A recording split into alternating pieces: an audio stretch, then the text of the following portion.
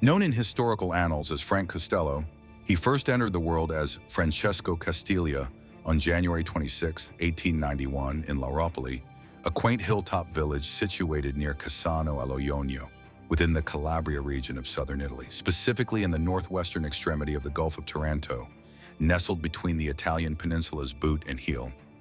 As we shall discover, the appellation Frank Costello was one he adopted much later in his life, during his time in New York. Castiglia's father was Don Luigi Castiglia, a humble farmer who was already 45 years old at Francesco's birth. Even by the standards of the pervasive destitution that characterized southern Italy in the latter half of the 19th century, he was a man of limited financial resources, and the family frequently lacked essential provisions. Francesco's mother, Maria, supplemented the family income by working intermittently as a midwife. The family was large. Francesco was Luigi and Maria's sixth offspring. At the time of his birth, he had four elder sisters and an older brother, Eduardo, who from the age of 5 dedicated more time to assisting his father on the farm than attending formal schooling. The Castiglia's poverty was not an isolated case. It was the common plight of virtually every family in Calabria during that era, mirroring varying degrees of economic hardship across Italy. In an age marked by mass immigration from Europe to the Americas, fueled by population booms resulting from advancements in modern medicine and other innovations, the Italian diaspora became a global phenomenon. Approximately 15 million individuals departed the Italian peninsula in the half-century, spanning Italian unification in 1861 and the onset of the First World War in 1914. Francesco's birth, increasing their family to 6, appears to have prompted Luigi Castiglia to join this exodus, departing for America in 1893. Mirroring many Italian migrant families, their departure was not simultaneous. Luigi journeyed with Eduardo and 2 daughters, while Maria remained behind with her other 2 daughters and young Francesco. Upon reaching New York City, the principal entry point for countless Italians into the United States, Luigi resided with relatives and sought employment. However, it still required 2 years to accumulate sufficient funds to remit 2 steamship tickets to Maria in Italy. With these, she embarked with one of her daughters and Francesco, who traveled gratis due to his young age. One daughter remained with relatives. In New York City, the almost completely reunited family took residence in a 3-story tenement building at 236 East 108th Street in East Harlem, predating the Great Migration that would fully transform Harlem into a predominantly African-American neighborhood. In the 1890s, this area was a microcosm of Italy, where Italian was more commonly heard than English. Here, the Castiglia struggled to make a living, with Luigi establishing a small grocery store offering basic provisions: milk, flour, bread, eggs, nothing elaborate. They barely earned enough to sustain themselves, with Francesco and Eduardo supplementing their diet by pilfering from pushcarts on the streets.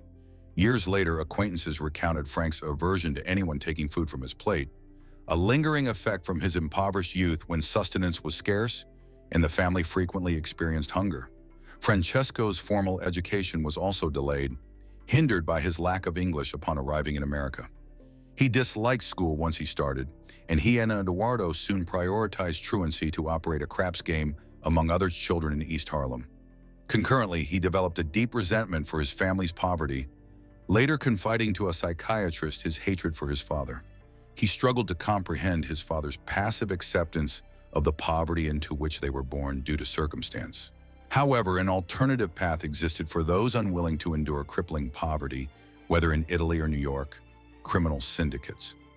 Organizations such as the Sicilian Mafia, or Cosa Nostra, meaning our thing in English, and the Calabrian 'Ndrangheta trace their origins back to 18th century Italy, emerging from efforts to undermine and plunder the Bourbon monarchy and its associated elites in the Kingdom of Naples. Frequently in the 19th century, these groups concentrated on controlling trade in lucrative cash crops, such as lemons, across Sicily and southern Italy. These organizations soon proliferated in the U.S., mirroring the diaspora community's explosive growth from the 1860s onward. Newspapers reported on Sicilian mobsters operating in New Orleans as early as 1869. However, in many U.S. cities, Irish gangs often dominated criminal activities for much of the latter half of the 19th century. The Irish, facing dire poverty, began arriving in America in large numbers from the 1830s, giving them a significant advantage over Italian communities. However, by the time Francesco reached adulthood in the 1900s, Italian criminals and gangs were becoming prominent figures in the New York underworld, sometimes competing directly with, and at other times collaborating with, Irish-American gangs and gangs of Jewish Americans who had fled the Russian Empire in large numbers during the late 19th and early 20th centuries, escaping escalating anti-Semitism in Eastern Europe and recurring famines. Francesco, by then commonly known as Frank or Frankie, as his name became anglicized in New York, entered this criminal milieu from his teenage years, mirroring the trajectory of many individuals now recognized as prominent figures in the history of the Italian mafia. His involvement was gradual. Initially, upon leaving school as a teenager, he secured employment at a piano factory. Instead, he reverted to petty crime, focusing for a period on breaking into vending machines across the East Side, stealing the cent coins within. His criminal activities escalated from there. In April 1908, he was arrested for the first time after he and accomplices robbed a coal merchant of $7.50 on Washington Avenue, an operation during which Costello struck the victim in the head with a hammer. Miraculously, the charges were dropped, and he was released. The same outcome occurred following his subsequent arrest in 1912 for robbing a woman of approximately $2,000 worth of jewelry and valuables near his family residence. Perhaps he evaded punishment on this second occasion because the judge failed to recognize his prior court appearance in 1908. By 1912, Frank was using the surname Castello or Costello, and the judge might not have connected him to the earlier case.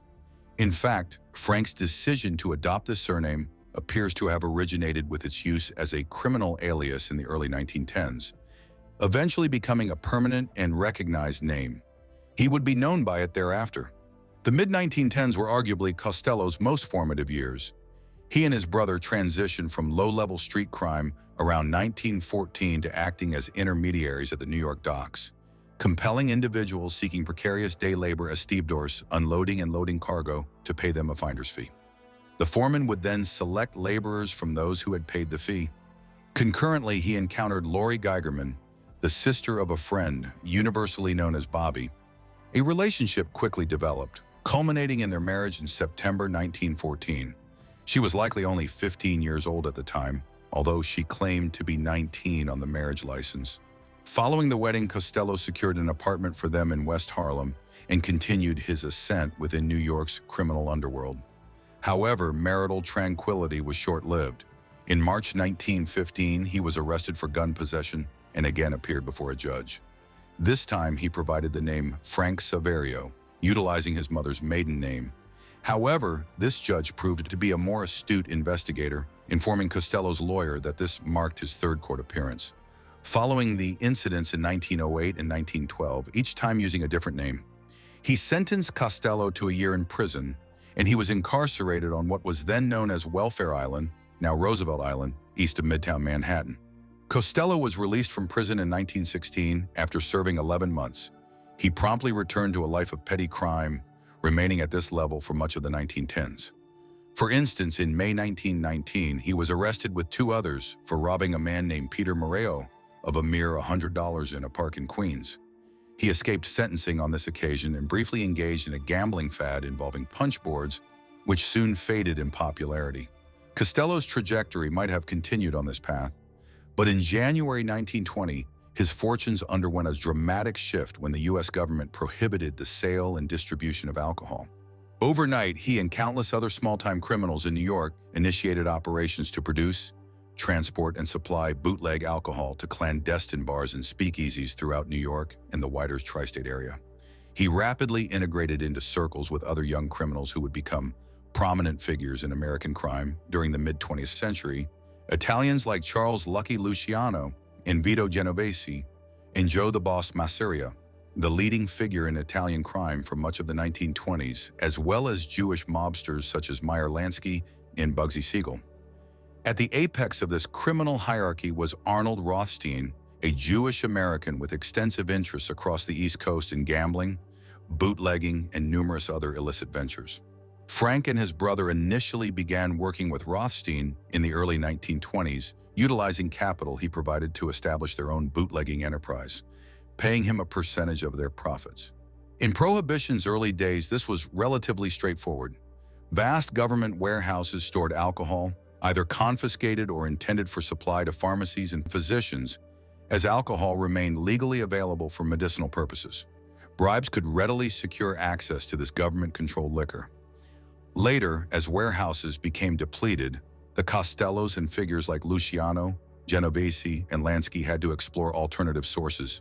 By the mid-1920s, they were involved in receiving large shipments of liquor arriving by boat along the New Jersey shore in a region known as Rum Row, intentionally distanced from the scrutiny of New York's police. Shipments were also transported from Canada. By the mid-decade, the operation had become so sophisticated that an exchange system operated in Little Italy. Here, individuals like Costello, possessing an excess of whiskey but insufficient rum for their clientele, could trade different types of liquor with others. This exchange, along with numerous other locations across New York, also functioned as social hubs where disparate gangs and outfits of Italian, Irish, and Jewish criminals, previously operating in isolation around Manhattan and the broader city, converged and coordinated their activities. Moreover, as Costello's wealth grew, he began diversifying into a wide range of other business ventures. One such investment was the Costello Realty Company, which acquired land in the Bronx and constructed residences. Nearby, in the same neighborhood, the Frank Costello Auto Company was selling automobiles by the late 1920s. Some ventures highlighted the often unglamorous nature of criminal enterprises. For example, the Dainties Products Company, established by Costello with an old acquaintance, Harry Horowitz, sold chocolate ice cream cones. It served its intended purpose, however, providing a plausible source of income to explain at least a portion of his newfound wealth to tax authorities. One enduring anecdote concerning Costello during these years, which has consistently intrigued observers, pertains to his alleged connections to Joseph Kennedy Sr., the patriarch of the Kennedy political dynasty and father of President John F. Kennedy and Senators Robert and Edward Kennedy. Kennedy was a prominent New England businessman by the onset of Prohibition. It is undeniable that he emerged from the 1920s significantly wealthier than he entered it, fueling suspicions of involvement in bootlegging. Costello claimed in later life that he and Bill Dwyer were associates of Kennedy, and they were not the sole New York bootleggers to make such assertions. In 1928, New York's criminal political landscape underwent a seismic shift. On November 4, 1928, Arnold Rothstein was shot in New York City, succumbing to his injuries 2 days later. His assassination stemmed from his refusal to settle a substantial gambling debt, approximating $250,000, incurred during a high-stakes poker game he believed to be rigged. Rothstein's demise engendered a significant power vacuum within the New York underworld. Rothstein had, in many respects, functioned as the linchpin consolidating much of the illicit activity throughout the 1920s, providing initial financial backing to small-time operators like Costello during Prohibition's inception, thereby facilitating their ascent to prominence as major organized crime figures. Furthermore, he maintained involvement in a diverse array of criminal enterprises, encompassing gambling, bootlegging, and even fraudulent insurance schemes and treasury bond manipulations. His death resulted in the fragmentation of his extensive empire, with its constituent parts being dispersed among numerous individuals. Leaders of Italian crime families such as Joe, the Boss Masseria, and Lucky Luciano emerged with enhanced influence in the aftermath. Costello cultivated closer ties with both Masseria and Luciano in the ensuing months. However, Rothstein's death also sowed the seeds of future internecine conflicts. By early 1930, a palpable feud was brewing amidst the various gangs and criminal families operating across New York City. A particularly imminent confrontation loomed between Joe, the Boss Masseria, with whom Costello, Luciano, and Genovese maintained close affiliations, and an ascendant rival, Salvatore Maranzano, who had immigrated to New York from Sicily in 1925. Tensions escalated decisively when Masseria instructed Luciano and Genovese to assassinate Gaetano Reina, a former associate of theirs, in February 1930, subsequent to Reina's shift in allegiance to Maranzano. This act precipitated an all-encompassing conflict, historically designated as the Castellamarese War, named after the Sicilian town of Castellamarese del Golfo, the ancestral origin of Maranzano and several of his closest allies. The internecine conflict persisted for 14 months before Luciano, Costello, and Genovese orchestrated a betrayal of Masseria, culminating in his assassination. Subsequently, Maranzano proclaimed himself Capo di tutti capi, boss of bosses, demanding that each of the crime families operating within New York and the tri-state area henceforth remit tribute to him. This proposition proved unacceptable to Luciano, Costello, and Genovese. Fearing Maranzano intended to eliminate them, they preemptively acted in September 1931, hiring Jewish hitmen to assassinate Maranzano within his Park Avenue office in Manhattan on September 10th. This event propelled Luciano, and by extension, figures like Costello and Genovese, into an unprecedented position of authority. In the aftermath of the Castellamarese War and Maranzano's brief reign as boss of bosses, Luciano might plausibly have claimed the mantle of succession. However, at a subsequent assembly of Italian-American crime syndicate leaders convened by Luciano in Chicago, a different strategic approach was adopted. Luciano advocated for the establishment of a commission comprising the heads of the five families, the dominant crime syndicates in New York, alongside the heads of mafia factions in Buffalo and Chicago. This seven-member commission would be presided over by Luciano. However, he declined the designation of boss of bosses, later articulating that such a title would inevitably incite jealousy and render him a prime target within a short time frame. Consequently, the commission was formally instituted in late 1931, serving as the new governing body for the Italian mafia. Luciano integrated portions of the Maranzano family's operations into the Luciano crime family, assuming leadership himself, with Genovese designated as his second-in-command and Costello appointed as consigliere, or counselor, a principal advisor and Luciano's right-hand man. As the mafia entered a period of relative stability and cooperation following the Castellamarese War and Maranzano's downfall, the conclusion of prohibition loomed. The government acknowledged its inefficacy and its contribution to escalating criminality nationwide. The mafia consequently needed to diversify its operations as the bootlegging trade drew to a close in 1933. A primary area of expansion subsequently became gambling, with various forms of wagering being amplified, particularly slot machines, many of which were acquired by the Chicago outfit and transported to New York.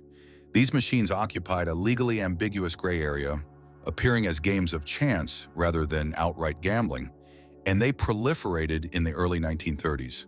The distribution of these machines across New York, alongside other gambling ventures, constituted a central component of Costello's revenue streams as prohibition neared its end.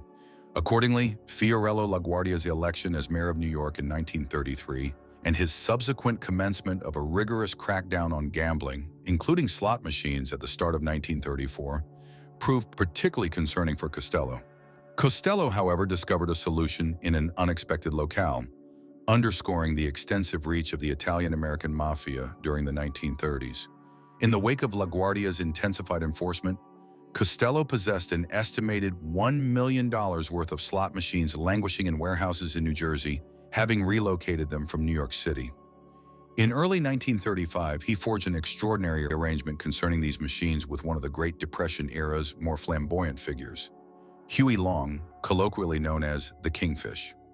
Long, the most influential politician in Louisiana, served as governor from 1928 to 1932 before transitioning to Washington as a Louisiana state senator. There he emerged as a leading critic of President Roosevelt's New Deal initiatives. However, diverging from most Roosevelt critics who denounced him as a socialist, Long contended that Roosevelt's left-leaning policies did not go far enough. Long's agreement with Costello involved the relocation of his slot machines from the tri-state area to Louisiana's Bayou region. Consequently, in the spring of 1935, approximately 1,000 mafia-owned slot machines were installed in various establishments throughout New Orleans, under an arrangement whereby Costello would remit $40,000 annually to New Orleans-based charities, ostensibly directed by Long. It was a peculiar arrangement, generating substantial revenue for Costello. However, it was not a favorable association for Long, a known heavy drinker prone to courting controversy, who was assassinated mere months later amidst a bitter Louisiana political feud. The slot machine enterprise persisted in New Orleans, with Phil Castile overseeing operations on Costello's behalf. It is estimated to have generated over $1 million in prosperous years until state authorities gradually dismantled it from 1951 onward. The trial transcended the scope of the charges themselves, with Dewey effectively prosecuting a case alleging Luciano's extensive involvement in serious criminal activities over the preceding 2 decades. Upon sentencing, he received a term of 30 to 50 years imprisonment. Sent upstate to Dannemora prison, Vito Genovese was designated to serve as acting head of the Luciano crime family while Lucky pursued appeals against his unfavorable sentence. In reality, Genovese now wielded operational control. However, he too soon became the subject of investigation, fleeing the U.S. for Italy in the spring of 1937 amidst impending murder charges related to an incident in 1934. This extraordinary sequence of events unexpectedly propelled Costello into the role of acting boss of the Luciano crime family in mid-1937. As acting boss of the Luciano crime family, Costello adopted a distinct operational approach compared to many other Italian mobsters of the 1920s and 1930s. Although his origins lay in low-level street criminality during the late 1900s and 1910s, Costello had evolved over time into a consummate businessman. In contrast to Genovese and many subsequent heads of New York crime families throughout the 20th century, he advocated for conducting business discreetly and with minimal publicity. He also harbored an aversion to violence, even during the height of the Castellammarese War in 1930, repeatedly advising Masseria to pursue peace negotiations with Maranzano, albeit to no avail. His operational philosophy from 1937 onward mirrored this predisposition. He maintained internal discipline and cultivated the mafia's already established political connections with influential politicians operating within Tammany Hall, the political machine that had dominated New York politics since the mid-19th century. A manifestation of this low-profile approach surfaced in the late 1940s, when he effectively attempted to prohibit his subordinates from engaging in narcotics trafficking, believing it would inevitably attract excessive governmental and law enforcement scrutiny. However, challenges perpetually arose. In 1937, he appointed Willie Moretti, a longtime friend from their youth on the East Side, as his second-in-command. However, within a few years, Moretti's conduct became problematic as he succumbed to advanced syphilis, the same condition that had reduced Al Capone to a childlike mental state before his death in 1947. Eventually, many years later, Moretti would have to be eliminated to prevent potential disclosures to law enforcement, as his behavior became increasingly erratic and perilous. Much of Costello's tenure as acting head of the Luciano crime family was significantly shaped by the unique circumstances that global events imposed upon the Italian mafia during the first half of the 1940s. In 1937, Japan initiated a large-scale invasion of eastern China, resulting in the occupation of key ports there until the mid-1940s. China had served as the primary source of opium imported into the United States for processing for decades. This geopolitical shift necessitated the cultivation of alternative trade routes, notably the French connection. Utilizing factories on the island of Corsica and the French port city of Marseille, Costello was directly involved in overseeing this period of operational transition.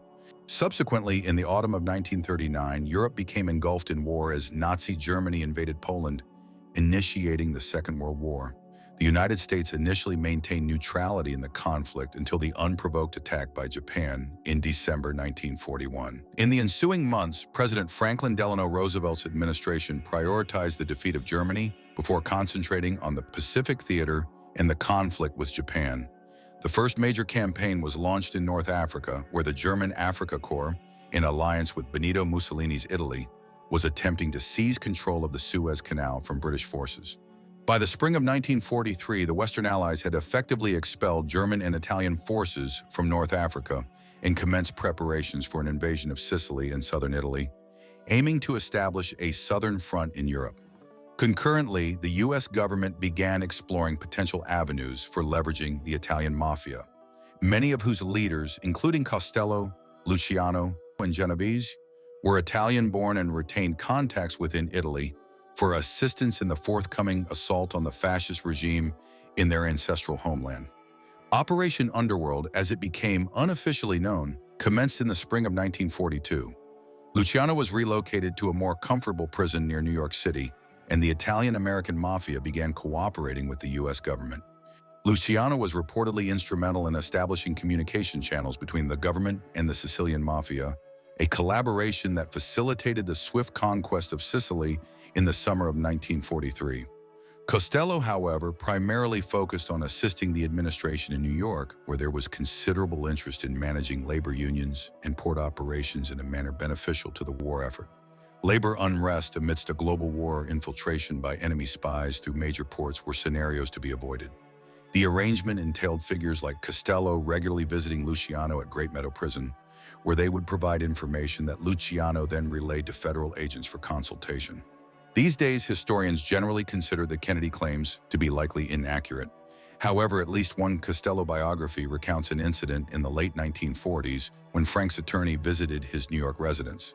Upon arrival, the lawyer observed Costello engage in a telephone conversation. After concluding the call, the lawyer inquired about the identity of the person on the other end. Costello reportedly replied, "Oh, just that Kennedy fellow from Boston." Whether this anecdote suggests Kennedy was a former bootlegging associate from the 1920s, or merely illustrates the potential entanglement of politicians and organized crime figures in mid-20th century America, remains ambiguous.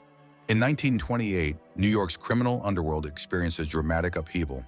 On November 4, 1928, Arnold Rothstein was fatally shot in New York, succumbing to his injuries 2 days later. His assassination stemmed from his refusal to settle a substantial gambling debt amounting to approximately $250,000 incurred during a high-stakes poker game he suspected was rigged. Rothstein, despite his financial capacity to settle the debt, declined payment due to his belief in the game's manipulation. His death created a significant power void within the New York underworld. Rothstein had, in many respects, served as the cohesive force unifying much of the illicit activity throughout the 1920s, providing initial funding to fledgling operators like Costello during Prohibition's early stages, thereby facilitating their ascent to prominence as major organized crime figures. Moreover, he exerted influence across a diverse spectrum of criminal enterprises, encompassing gambling, bootlegging, and even fraudulent insurance and treasury bond schemes.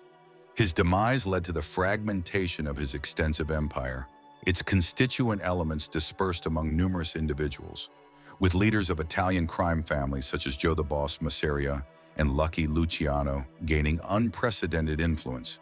Costello cultivated closer alliances with both Masseria and Luciano in the ensuing months. However, Rothstein's death also laid the groundwork for future conflicts. By early 1930, a palpable feud was developing among the various gangs and criminal families operating within New York City. A particularly imminent clash loomed between Joe the Boss Masseria, with whom Costello, Luciano, and Genovese maintained strong ties, and an emerging rival, Salvatore Maranzano, who had immigrated to New York from Sicily in 1925.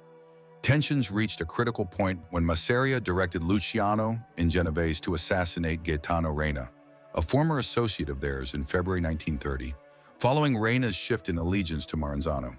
This act ignited an all-out conflict, historically known as the Castellamarese War, named after the Sicilian town of Castellamarese del Golfo, the ancestral home of Maranzano and several of his closest associates. The war raged for 14 months before Luciano, Costello, and Genovese betrayed Masseria, orchestrating his assassination. Subsequently, Maranzano declared himself capo di tutti capi, boss of bosses, demanding tribute from each crime family operating in New York and the tri-state area. This proposition proved unacceptable to Luciano, Costello, and Genovese. Fearing Maranzano intended to eliminate them, they acted preemptively in September 1931, hiring Jewish hitmen to assassinate Maranzano at his Park Avenue office in Manhattan on September 10th. This event elevated Luciano, and consequently figures like Costello and Genovese, to an unprecedented level of power. In the aftermath of the Castellamarese War and Maranzano's brief reign as boss of bosses, Luciano could have readily claimed the position of successor. However, at a subsequent meeting of Italian-American crime syndicate leaders convened by Luciano in Chicago, a different approach was adopted. Luciano proposed the formation of a commission comprising the heads of the 5 families, the dominant crime organizations in New York, along with the heads of the mafia in Buffalo and Chicago. This 7-member commission would be chaired by Luciano. However, he declined the title of boss of bosses, stating it would inevitably breed jealousy and make him a target. Consequently, the commission was established in late 1931, serving as the new governing body for the Italian mafia. Luciano absorbed portions of the Maranzano family's operations into the Luciano crime family, assuming leadership himself, with Genovese as his second-in-command, and Costello serving as consigliere, or counselor, a key advisor and Luciano's right-hand man. As the mafia entered a period of relative stability and cooperation following the Castellamarese War and Maranzano's downfall, the end of prohibition loomed as the government conceded its ineffectiveness and its contribution to widespread criminality nationwide. The mafia, therefore, needed to diversify its operations as the bootlegging trade concluded in 1933. There he became a leading critic of President Roosevelt's New Deal policies, though. Unlike most Roosevelt detractors who accused him of socialism, Long argued Roosevelt's left-leaning policies were insufficiently radical. Long's arrangement with Costello involved the relocation of his slot machines from the tri-state area to Louisiana's Bayou region. Thus, in the spring of 1935, approximately 1,000 mafia-owned slot machines were installed in various locations throughout New Orleans, under an agreement whereby Costello would contribute $40,000 annually to New Orleans charities designated by Long. It was an unusual arrangement, generating substantial revenue for Costello. However, it was not a favorable association for Long, a known heavy drinker and controversial figure, who was assassinated a few months later amidst a bitter Louisiana political rivalry. The slot machine business, however, continued in New Orleans, with Phil Castile managing operations for Costello on the ground. It is estimated to have generated over $1 million in prosperous years, until gradually shut down by state authorities from 1951 onward. Just a year after establishing his lucrative slot machine enterprise in New Orleans, Costello ascended further within the Luciano crime family. In early 1936, a series of large-scale raids targeted brothels across Manhattan and other parts of New York City. In the ensuing days, it became apparent that Thomas Dewey, the special state prosecutor overseeing the operation, was primarily targeting Luciano. Charges were filed and Charles Luciano was apprehended while in hiding in Arkansas. Extradited back to New York, he was promptly tried and convicted weeks later on pandering charges. The trial expanded beyond the scope of the charges, with Dewey effectively prosecuting Luciano for his extensive involvement in criminal activity over the preceding 2 decades. Upon sentencing, Luciano received a term of 30 to 50 years imprisonment. Sent upstate to Dannemora Prison, Vito Genovese was designated acting head of the Luciano crime family, while Lucky appealed his sentence. In reality, Genovese assumed operational control. However, he too quickly became the subject of investigation, fleeing the U.S. for Italy in the spring of 1937 amidst potential murder charges related to an incident in 1934. This extraordinary sequence of events unexpectedly thrust Costello into the role of acting boss of the Luciano crime family in mid-1937. As acting boss of the Luciano crime family, Costello adopted a distinct approach compared to many other Italian mobsters of the 1920s and 1930s. Although his origins lay in low-level street crime during the late 1900s and 1910s, Costello had matured over the years into a consummate businessman. In contrast to Genovese and many subsequent heads of New York crime families throughout the 20th century, he advocated for conducting business quietly and discreetly. He also disliked violence, and even during the Castellamarese War's height in 1930, he repeatedly advised Masseria to seek peace terms with Maranzano, but without success. His approach from 1937 onward mirrored this philosophy. He maintained internal order and cultivated the mafia's well-established political connections with politicians operating out of Tammany Hall, the political machine dominating New York politics since the mid-19th century. A manifestation of this low-key approach emerged in the late 1940s, when he effectively attempted to prohibit his subordinates from engaging in narcotics trafficking, believing it would inevitably attract excessive governmental and law enforcement scrutiny. However, challenges persisted. In 1937, he appointed Willie Moretti, a friend since their teenage years on the East Side, as his second-in-command. However, within a few years, Moretti's behavior became problematic due to advanced syphilis, the same condition that had reduced Al Capone to a childlike mental state before his death in 1947. Ultimately, many years later, Moretti had to be eliminated to prevent potential disclosures to law enforcement, as his conduct became increasingly erratic and dangerous. Subsequently, in the autumn of 1939, Europe was engulfed in war as Nazi Germany invaded Poland, initiating the Second World War. The United States initially avoided direct involvement in the conflict until the unprovoked attack by Japan in December 1941. In the months that followed, President Franklin Delano Roosevelt's administration prioritized the defeat of Germany before shifting focus to the Pacific Theater and the war against Japan. The first major campaign was launched in North Africa, where the German Afrika Korps, allied with Benito Mussolini's Italy, attempted to secure the Suez Canal from British forces. By the spring of 1943, the Western Allies had effectively driven German and Italian forces out of North Africa and began preparing for an invasion of Sicily and southern Italy to open a southern front in Europe. As these preparations unfolded, the U.S. government began exploring how the Italian mafia, many of whose leaders, including Costello, Luciano, and Genovese, were Italian-born and retained contacts in Italy, could assist in the forthcoming assault on the fascist regime in their ancestral homeland. Operation Underworld, as it became unofficially known, commenced in the spring of 1942. Luciano was relocated to a more comfortable prison near New York City, and the Italian-American mafia began cooperating with the government. Luciano was reportedly instrumental in establishing communication channels between the government and the Sicilian mafia, a collaboration that aided the swift conquest of Sicily in the summer of 1943. Costello, however, primarily focused on assisting the administration in New York, where there was significant interest in managing labor unions and port operations in ways that would benefit the war effort. Labor disruptions amidst a world war or infiltration by enemy spies through one of the nation's largest ports were scenarios to be avoided. The arrangement involved figures like Costello regularly visiting Luciano at Great Meadows Prison, where they provided information that Luciano then relayed to federal agents for consultation. Costello was apparently particularly valuable in providing intelligence concerning developments on Long Island. The actual utility of this information remains a subject of historical debate, but it was deemed sufficiently significant that when Luciano applied for early release at the war's end, his application was approved, contingent upon his deportation from the United States back to Italy. He was released and deported in February 1946. Thus, despite Luciano's miraculous escape from the American penal system after serving only 9 years of a 30 to 50-year sentence, Costello remained at the helm of New York's most powerful crime family. In the summer of 1945, as the war in Europe concluded and the Allies shifted their attention to the Pacific Theater and the conflict against Imperial Japan, Vito Genovese, then in Italy, was informed of his impending extradition back to New York, where he would be prosecuted for ordering the murder of an associate, Ferdinand the Shadow Boccia, back in 1934.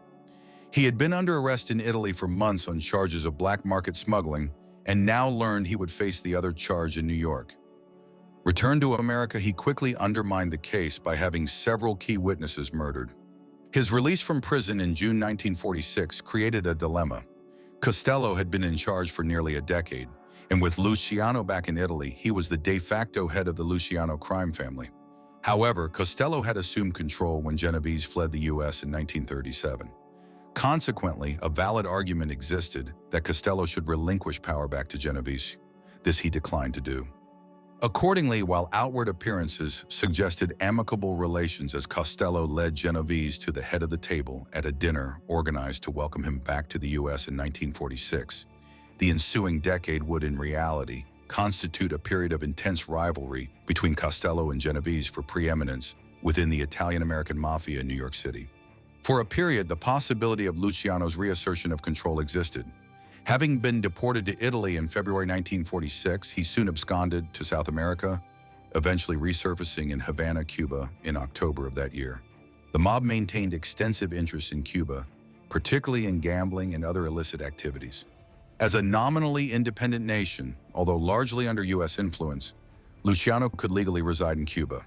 He promptly disseminated word for the heads of Italian-American crime families from across the U.S.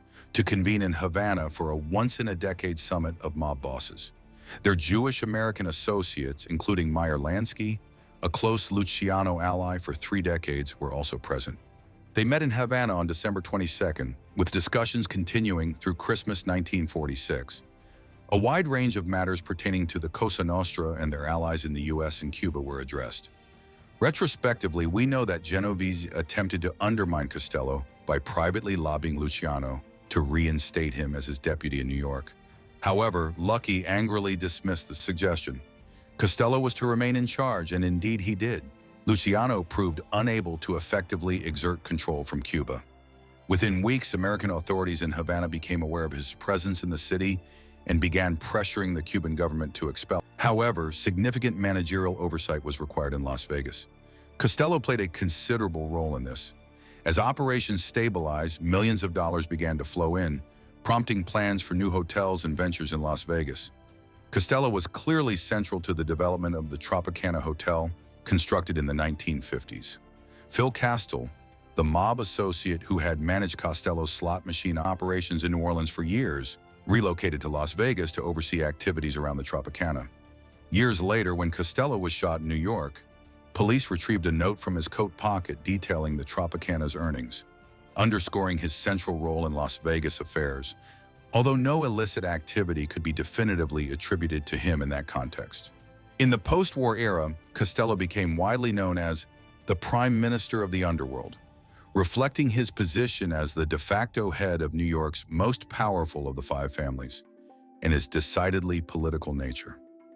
This moniker also reflected his personality. He and his wife Bobby lived a relatively understated lifestyle compared to many other mafia couples. They remained childless and spent much of their leisure time socializing on weekends, albeit in a low-key manner that avoided attracting attention. He frequently socialized with individuals outside mafia circles. Alicia Patterson, owner of the Long Island-based Newsday newspaper, recounted an encounter with Costello in a Waldorf Astoria restaurant. Costello, recognizing her as a neighbor, extended a cocktail invitation for a Saturday. Accepting the invitation, Patterson later noted nothing suggesting Costello was a crime lord. He proved an affable, personable, and polite host. The only potentially unusual element was Frank's phone call to a bookmaker, placing $3,000 in bets on 2 baseball games and a horse race. This understated lifestyle, under the radar and resembling that of any wealthy New York businessman, was typical for Costello. In the late 1940s, Costello found himself in an embarrassing and potentially compromising situation. In a real-life parallel to Tony Soprano, Costello commenced therapy with a Park Avenue psychiatrist named Richard Hoffman in 1947. Hoffman was a renowned figure, specializing in alcoholism and famously attempting, unsuccessfully, to treat F. Scott Fitzgerald, author of The Great Gatsby, in the mid-1920s, around the time his masterpiece was published. By the 1940s, Hoffman was a frequent guest on radio and television programs, maintaining a public profile. Costello encountered Hoffman by chance one day in Central Park. Following their conversation, Costello decided to seek Hoffman's professional help to address recurring bouts of depression he had experienced for years. The sessions continued for 2 years. The specific content of these sessions remained confidential. In 1949, the sessions abruptly terminated when Hoffman publicly disclosed Costello as a patient, stating he had recommended Costello alleviate his depression by associating with a higher social class. This public revelation proved embarrassing for Costello, given the mafia's code of silence. He denied ever having consulted Hoffman, and the incident soon faded from public attention. However, it undoubtedly raised questions among some of his New York associates regarding potential disclosures Costello might have made to Hoffman over the 2-year period. The risk of exposure, initially apparent with Hoffman's revelations in 1949, intensified significantly in 1951 when Costello was subpoenaed to appear before the government's Kefauver hearings into organized crime in America. Such hearings presented a delicate balancing act. On one hand, figures like Costello sought to avoid self-incrimination or implicating associates. Conversely, they aimed to avoid perjury charges by being caught in falsehoods. Costello's entire life became subject to scrutiny. Investigators delved into his youthful name manipulations before the courts, questioning whether he had ever used the alias Frank Saverio, as he had during his 1915 gun possession arrest. Costello was also questioned about his slot machine operations in New Orleans during the mid-1930s. Frank candidly admitted to agreeing to donate $40,000 annually to charities designated by Huey Long in exchange for operational authorization.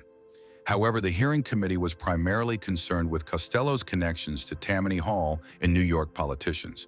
At one point, Costello abruptly left the proceedings. Upon his return, a committee member inquired whether he had ever undertaken any action as an American citizen of which he was proud. Costello dryly responded that he had paid his taxes, a statement he would soon regret. The Kefauver hearings yielded limited tangible outcomes. However, they did result in a heightened commitment from the government and federal law enforcement to prosecute prominent members of the Italian-American mafia. Costello became a target, mirroring the approach used against Al Capone 2 decades prior: tax evasion.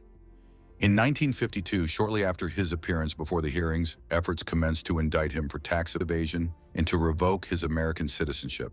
In the ensuing months, authorities compiled a dossier suggesting he had evaded taxes on hundreds of thousands of dollars in earnings demonstrably linked to Costello, while financial irregularities were discovered in the accounting records of some of his businesses.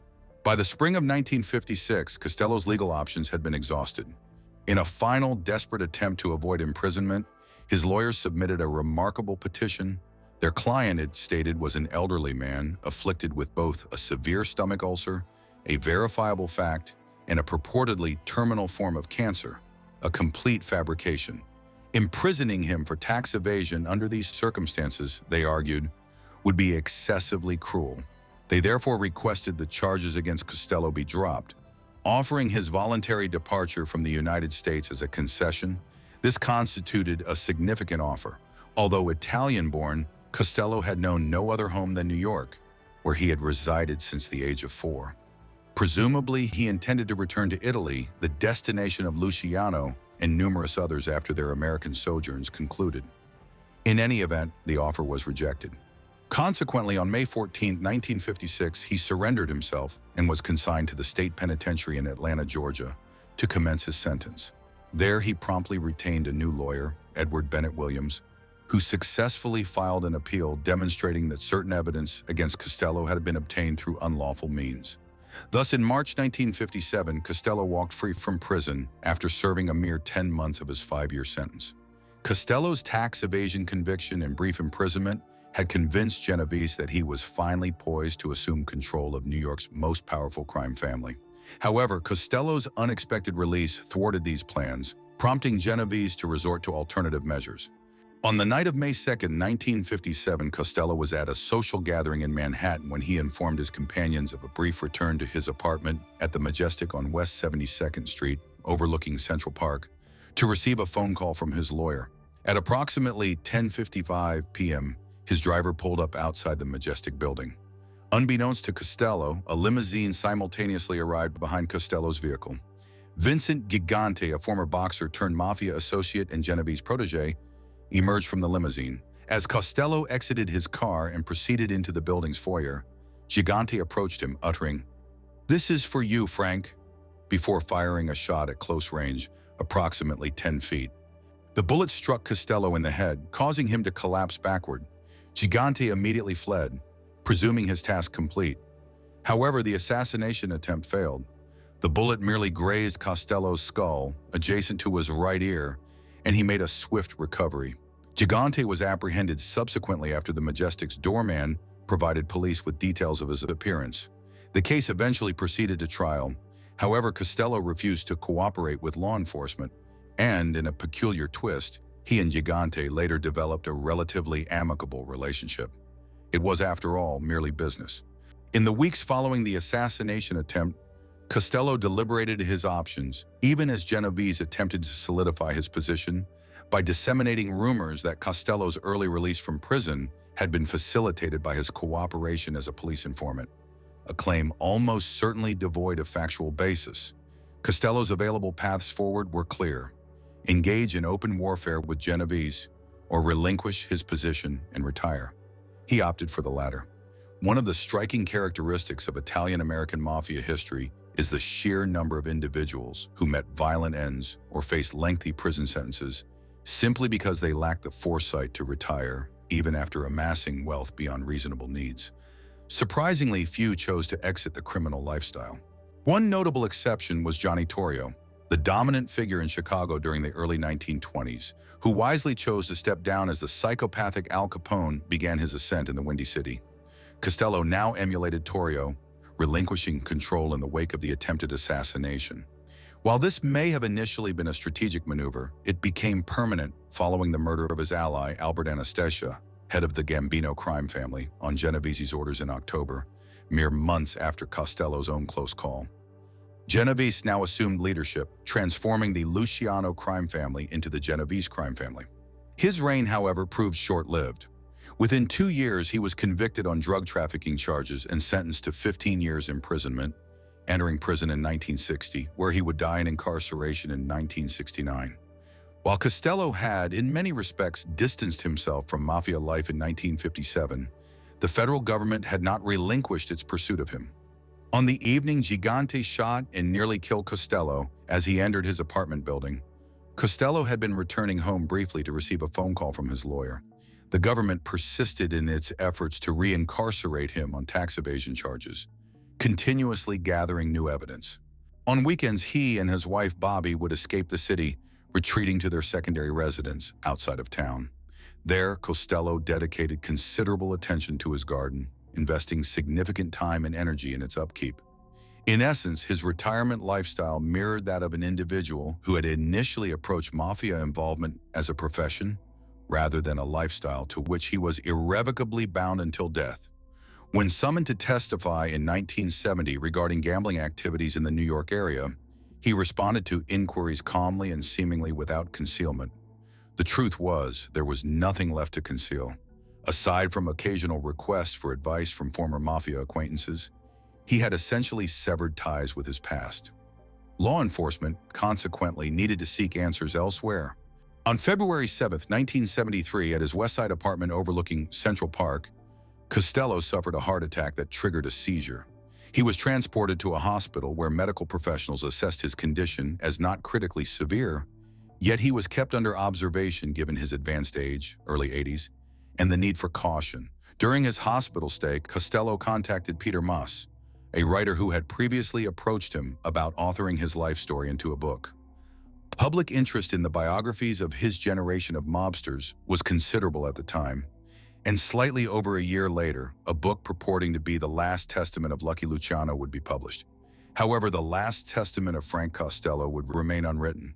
He suffered a subsequent fatal heart attack on the morning of February 18th. Costello may have been the most astute among the mob bosses who rose to prominence during Prohibition and dominated the mafia through the 1960s. Even as he retired, authorities were intensifying their investigations into their activities, with Senate hearings being convened to summon figures like Genovese to testify regarding labor unions' role in organized crime. In 1963, Joseph Valasci provided astonishing testimony before these hearings, revealing for the first time in extensive detail the existence of a national Italian-American crime syndicate that had operated for decades, governed by a commission of bosses since the Prohibition era. Although the mafia's heyday continued to some extent into the 1970s, the 1980s marked a turning point. The mob's influence in Las Vegas largely dissipated, and numerous arrests and successful prosecutions of leading figures in various cities occurred, often facilitated by Cosa Nostra associates indicted on serious narcotics charges and subsequently turning state's witness. While the mafia retains a degree of power in the U.S. today, it is a shadow of its former self. The powerful organization Costello occupied at its center between the 1920s and 1950s. Frank Costello was undeniably one of the most significant figures in the history of the Italian mafia in America. While numerous important individuals have emerged within its ranks since the late 19th century, the generation of criminals who came of age in New York during the 1920s, from whom Costello, Luciano, and Genovese emerged as pivotal figures, were unquestionably the most influential in shaping the organization and establishing its formidable power by the post-war period. Among them, Costello was consistently recognized for his intelligence and shrewdness. While Luciano designated Genovese as his second-in-command within the Luciano crime family in 1931, Costello became his consigliere, a trusted advisor consulted at critical junctures. Ultimately, his shrewdness was validated by the divergent trajectories of their lives. Luciano spent much of the latter half of his life in exile from the United States. Genovese died in prison in Kansas after serving nearly a decade incarcerated. A significant number of their associates met violent ends. Costello, however, narrowly escaped death in 1957, surviving a gunshot wound to the head, and ultimately demonstrated the wisdom to retire, passing away peacefully in New York in his 80s. What are your thoughts on Frank Costello? Was he the cerebral, unassuming mob boss who might have enabled the mafia to maintain its dominance? Had Genovese not supplanted him? Share your perspectives in the comment section below. In the meantime, thank you for watching.